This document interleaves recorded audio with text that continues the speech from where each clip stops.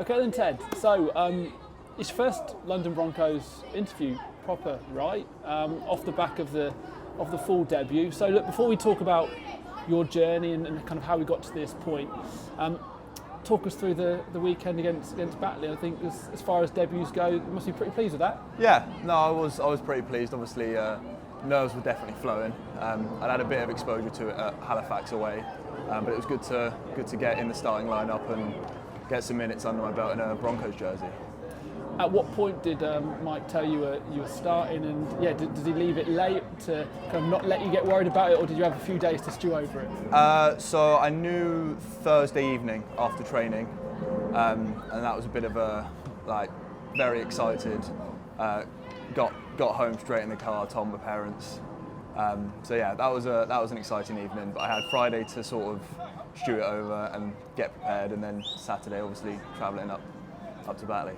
So as you mentioned, you did play 20 minutes earlier on in the season away at Halifax. So your year with London Broncos, it's been, we'll kind of touch on the reasons why, but in, out, joined kind of a little bit late. Talk us through the season itself, because obviously you've been studying at university, right? Yeah, so I've just graduated from Loughborough, so I was finishing my studies there. But Mike asked me to come and get involved in training over the Easter period when I was down in London. Over the Easter period I trained here 2-3 times a week, and then made my debut at Halifax at the end of that, and then obviously went back to Loughborough, finished my studies, and then once I was down in London for good, it was good to get back involved in training. And obviously you're not the only person to have done that at the club. Have you? Obviously Tommy Porter, has gone off to do his studies in Manchester. He's obviously been playing professionally up at Swinton and in Lee. And Ben Hersey-Horde, a slightly similar story, playing up in Leeds and then to Halifax. I mean, were these guys in similar setups to you when you were coming through the system? Yeah, so I actually played with both Ben and Tommy in the academy in my final year. Fell out of contact with them when we all went and did our separate things, but it's been good to catch up and share the pitch with them again. So then, let's go all the way back then in terms of your rugby league journey. As I said, there's lots of you guys that have had similar ones, and it's great, and I think we could obviously shed light on this. So rugby league, how did it start for you? It was actually my two best mates in secondary school. I grew up playing football and then sort of fell out of love with it, and my two best mates said, come and give rugby a go. If you don't like it, then at least you've given it a crack. And I really enjoyed it. Fell in love with it from the jump. I played rugby union at Esher and then rugby league at Elmbridge, and sort of that was my sport from then. That was what I enjoyed. So I played at Elmbridge and then came through the Origin series, joined the academy in November 2018 and did 3 years there, one of which was cut short by COVID. But then after finishing the academy, I went to Loughborough, and it was always going to be rugby league once I'd started. It's been a long time playing, and I've thoroughly enjoyed it. Let's touch on the Origin, because we've actually got this year's Origin games coming up very, very shortly. Again, we've had lots of players progress through the system. Now, I know, of course, the academy set up at the club at the moment is a little bit different to obviously what you experienced, but of course, hope to one day get back to that. But yeah, how exciting and how cool is that to have that sort of series available, and to see how many of these players have progressed through that series and ended up playing for the first team?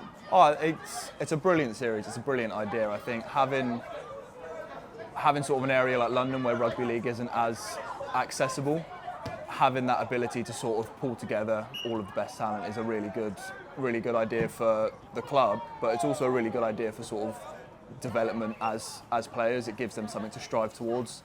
We're not in sort of the luxury of the northern regions where you've got academies dotted all over, and it's easier to pick up the talent, spot the talent. Here it's a bit far and few between, so having that sort of that spotlight on the youth game is brilliant. It's really important. So as you mentioned, as far as opportunities go, obviously there simply aren't as many down here for people to aspire to play rugby league, but thankfully that pathway exists. But as you experienced as you got to a certain age, you make the decision of studying or continuing with rugby league. You obviously made the decision to go to university, went to Loughborough. So again, kind of talk us through that. Was that a difficult decision, or was it one of those where you can think, okay, I can kind of still go both, and I can go back to one later on? I think it's difficult to juggle both. I think that's one of the main reason I chose Loughborough, was the ability to get a good degree as well as continue playing at a high level. They're competing in the National League now with the likes of like Leeds, Beckett and Northumbria, who have those links with academies. So you're playing some good opposition, you're playing a high level, and it was the ability to do the two, get the degree as well as continuing to develop and play, that was quite attractive to me. So that was sort of a best of both worlds, which I was quite lucky to have the opportunity to do. And during your time there, you played England rugby league. So again, being able to play at a real high standard, I mean that's pretty awesome, isn't it, to still be able to do that? And of course, then for yourself to get that sort of recognition still. Yeah, no, it's sort of similar to the Origin series down here, where you have all of the best players from the different rugby league teams go and represent English students. Lucky enough to go and play in the Four Nations as well in Nottingham this year, which was a really good experience, and personally for my development was very beneficial. So yeah, I really enjoyed it, and even like Loughborough Rugby League is a great club. I've sort of fell in love with it since I first joined. I had 2-3 weeks, few socials, and you get involved, and it's good fun. So we've spoken about the challenges and the journey, but the big part of your one, Ted, is the adversity that you faced through injury.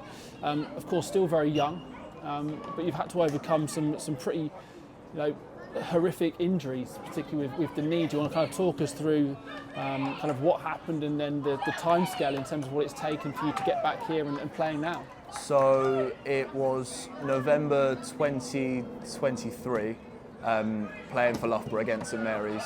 I took a step, felt a pop, and just sort of knew from there it wasn't good. Had scans and confirmed a partial ACL tear.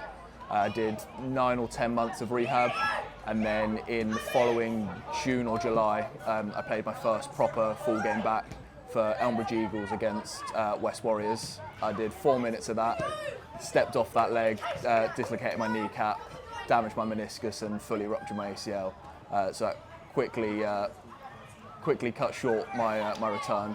I had surgery in the following November, and then it was just sort of back on it, back to the rehab, back to the physio, and then I returned in October of 24 for Loughborough 2s, made my way back to Loughborough 1s, and then sort of just been gradually building from there. So like you said, made English students, and it's sort of just been getting comfortable and then pushing myself to that next step. So it's been a while. It's been probably 2 or 3 years since I've played. This is my first stint of consecutive rugby since the academy.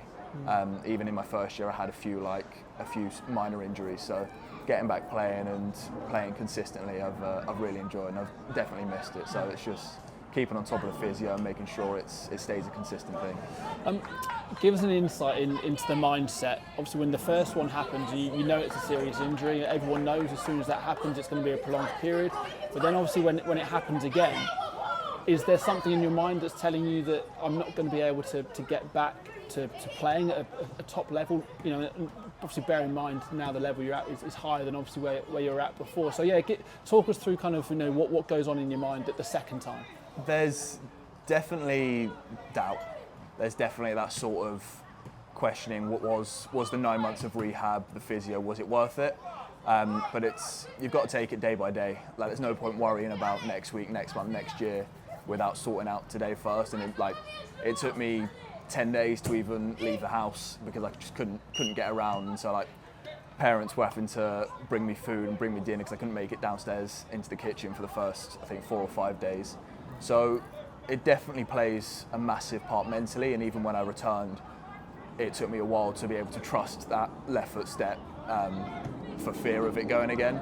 But it is just sort of like one more day, deal with the next task. And when there were plenty of times where physio got repetitive and boring, and I was discouraged, but it is just get it done and then deal with the next step. So it's hard to just sort of brush it off because, like you said, it was a big part of my life playing rugby that was taken away. So it's dealing with that next step, and also if you put the effort in and it doesn't happen, then at least you can hold your head high and say you've worked as hard as you can.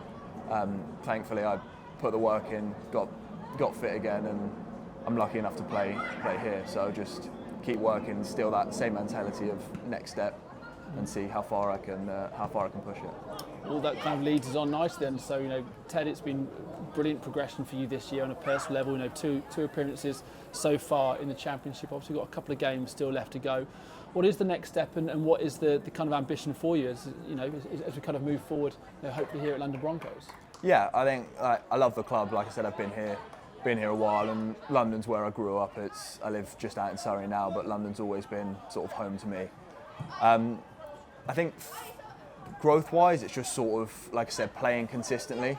I'm still only 2 games in here. I've played a handful of games at Bedford Tigers, which I've thoroughly enjoyed. But for me, it's just about being consistent and getting consistency back in the appearances, and try and get as much game time as I can, and just personally developing like skills. Obviously, when you don't play for 3 years, skills do start to dwindle a little bit. So it's about refining those now and getting as sharp as possible, and just sort of seeing where I can go, and hopefully stay at the club as long as possible, because like I said, I love the area, I love the club, so I want to grow with it. Awesome. And then just last one, I know we mentioned kind of Origin and Elmbridge as well. We obviously just mentioned Bedford there, and it'll be something perhaps people aren't aware of, but a number of our players, many of the fringe players or the younger guys looking for game time, we've all played a lot this year in the SL at places like Bedford. So the growth of the game down here and the quality, it's obviously served you incredibly well this year. Oh yeah, I've loved it. Like I said, the confidence to play again and play at that high level does dwindle a little bit after injuries like that, but playing at Bedford while I was at Loughborough, and even when I was down here, it's a nice middle point for me. So yeah, I've been playing at Bedford, getting some experience in the SCL, and it's a good league, it's a good challenge, some tough opposition. But I've really enjoyed it, and thoroughly recommend.